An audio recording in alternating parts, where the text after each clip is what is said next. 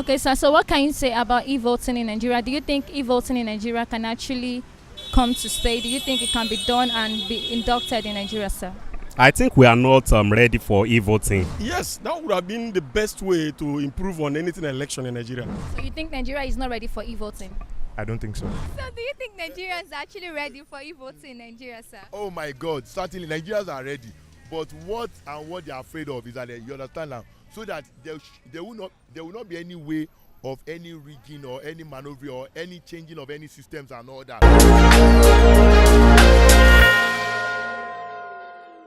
Good afternoon, viewers. My name is Amolara. This is Political Africa. On Political Africa, we discuss everything politics, ranging from trending issues to bring you political icons and past heroes and many more. Today, we're on the streets of Lagos to hear people's opinion concerning INEC server transmission of results. Let's not forget that the just concluded presidential election, INEC declared the All Progressive Congress candidate Muhammadu Buhari as the winner with 15,199,847 votes, while Atiku, the People's Democratic Party candidate, had 11,260,978 votes. And also this made Atiku to write 139-page petition to Tribunal in order to question the result declared by INEC. In his evidence, he said he has a result that he got from INEC server, which stated that he had 18,356,732 votes, while Buhari had 16,741,430 votes. So today, like I said earlier, we're on the streets of Lagos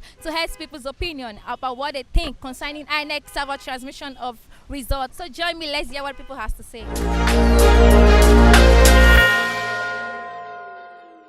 So what can you say about the case at Tribunal between People's Democratic Party candidate Atiku and the All Progressive candidate Buhari concerning the just concluded election results, sir?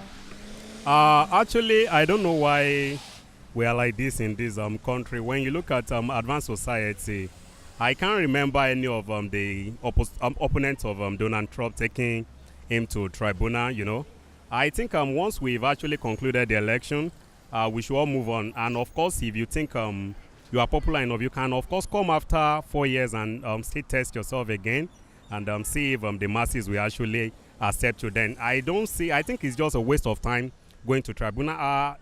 When you look at our history, basically, I can't remember if anybody has actually won, the presidential seat via tribunal. Even when Yaradua came out and he confessed the fact that is the election that brought him in was not free and of course fair.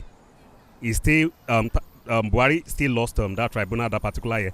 But this one, nobody has actually claimed that it's not free and fair, apart from the opposition party. So I don't see need. I think it's just a waste of time for him to go to tribunal. All right. So are you saying that even after he has a claim as evidence, which he has actually said, you said he got the result from the INEC server, are you saying it's still not necessary for him to come out and file a case at the tribunal? Of course, if he basically, even according to what I heard or I read from I think one of the daily newspaper, I heard that even him claiming that he got it from the INEC server is even illegal. That he didn't supposed to have access to that particular server. But of course, as you said, if it's a case that he knew that he can actually go for and of course probably win, let him go ahead. But to me, basically, I think it's just really a waste of time. I don't think he has any because look at all the observer, both foreign and local observer that they came for the election. They all attested to the fact that it was a credible and of course free and fair election. So I don't think those people can of course be biased. Of course, we are not outrightly saying that the election was free and fair, and of course probably without any sharp practices. But notwithstanding, I think basically the election is actually survival of the fittest. Is the survival of the fattest. As PDP did theirs and of course APC also did theirs. But I think the sharper party of course eventually won the election. So I don't think it's just a waste of time to me. Anyway, you said that Atiku actually having access to the INEC server is illegal. Apart from the fact that you said it's illegal, but do you believe that the result he has claimed to have gotten from the server is right or wrong? I mean, do you think it's actually really valid or not, sir? Yes, I think I read it in a newspaper. I can't remember that particular newspaper a week ago, where one of the INEC official testified to the fact that the election was actually posted to the server. So I think probably you can even get it from the internet. You never can tell. Atiku might have an insider, in INEC working for him. So probably it's such a person that actually gave him that particular information. You never can tell. But to me, and what I read, and I also watched, video clip of, great lawyers. They said, him saying he have access to it is actually not correct. It's not legal. So I think it's illegal. But you never can tell. Maybe there is an insider in INEC who has a legal access to it, having that information, and of course getting the information for him. So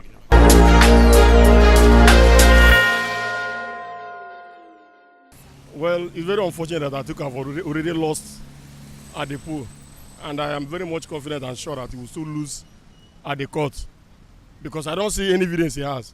INEC election was done manually. There was nothing like electronic transmission. So if it comes to claim there was anything like that, he owed the duty of presenting his evidence before a court of law.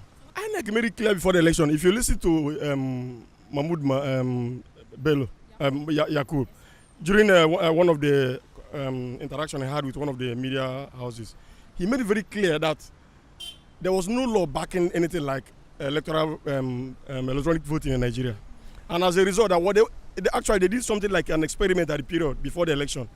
But after that, they kept that by the side, saying that until there was a law in place, that's the only time you can talk of anything electronic when it comes to election in Nigeria. So I don't know why anybody will come up to tell us there was a server existing somewhere. I read a particular story from with this guy. What's his name again? This this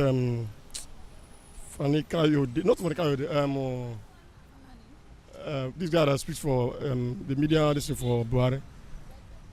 Well, one of his spokespersons, he said that PDP could have been the one that went ahead and created a kangaroo website, making it look like INEC had any backup for the election. That there wasn't any such thing existing.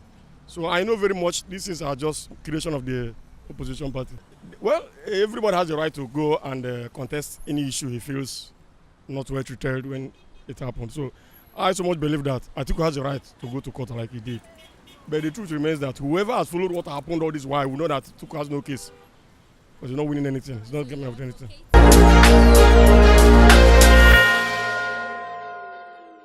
It's the proof that actually matters.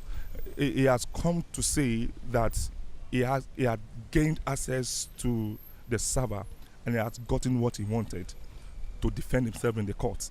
I think the whole world should give attention to it.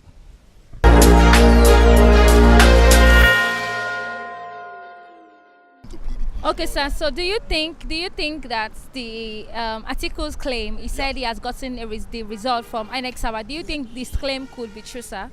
Certainly, exactly, because there's what we call hearsay and there's what we call real evidence under section 4.6 exactly. So I believe Atiku, concerning what he said and that he has gotten the result from the INEC and all that, yes, it's a true authentic result and all that, because virtually, as he said he have 400 witnesses that they have evidences and facts concerning this election, and everybody knows, even me, during the voting time, we all knew that okay, this is the person that we needed. You understand? People know that it's Atiku, but based on the maneuver subjected to APC and all that, having the power to rig and all that, and that was why the mandated power was being given by APC. But we know what is going on. The truth of the matter is that the result that Atiku saw is the truth and nothing but the truth and all. Okay, that. so as a legal practitioner, you're a barrister, sir. Do you think Atiku having access to the server is legal or illegal, sir?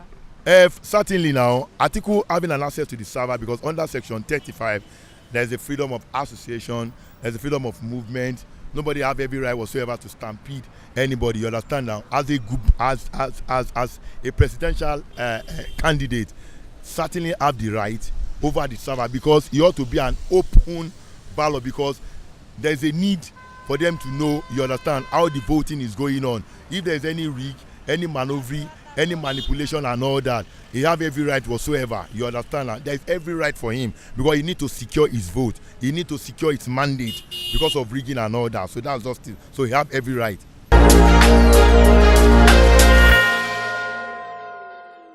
I think what happened was that Atiku went he took the case of the election to the tribunal.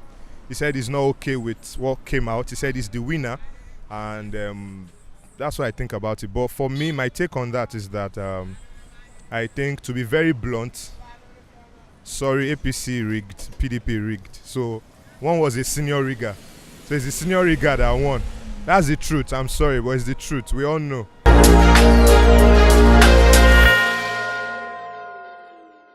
It's just, I don't know. Atiku is obviously losing, and it's APC with Jagaban involved and everything. Nah, it's not. It's very slim for him. So I don't know. 4 years to come now, we'll vote again. That's just it. So do you think it's irrelevant for Atiku to actually file a case? They should drop the case. Is that what you're saying?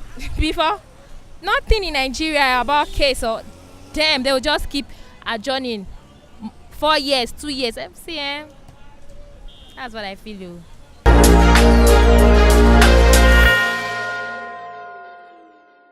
Yeah, welcome back. It's been an amazing experience on the streets of Lagos. You heard what people have to say concerning INEC server's transmission of results and e-voting in Nigeria. So it's been an amazing experience on the streets of Lagos. Thank you so much for joining Political Africa and ForeTv News. Do not forget to visit us on our social media platform at ForeTv News. And do not forget to subscribe to our YouTube channel. Also visit our website at foretvnews.com. Till I come your way next week, I'm Omolara Ogunwale.